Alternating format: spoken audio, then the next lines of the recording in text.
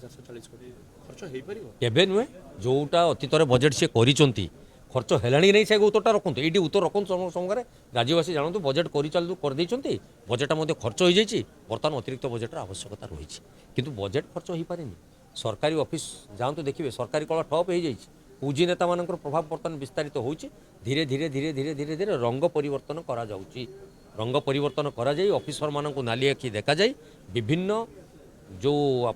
ଆପଣଙ୍କର ରହୁଛି ଉନ୍ନୟନମୂଳକ କାର୍ଯ୍ୟ ସେଥିରେ ବିକାଶିତ କାର୍ଯ୍ୟ ଯେଉଁ ଖାଲି ନାମ ନାରାରେ ରହିଛି ତାକୁ ବାଧା ଉପଜେବାରେ ମୁଖ୍ୟ ସେଇମାନଙ୍କର କର୍ମୀମାନେ ସାଜିଛନ୍ତି କେନ୍ଦ୍ରରୁ ଅନୁଦାନ ଆସୁଛି ଦିଆଡ଼େ ତ ବିଜେପି ସରକାର ଦେଖନ୍ତୁ କେନ୍ଦ୍ରରୁ ଅନୁଦାନ ଆସିବ ତ ଲୋକ ବହୁତ ଆଶା କରିଥିଲେ ମାନେ ଡବଲ ଡେଭଲପମେଣ୍ଟ ହେବ ରାଜ୍ୟରେ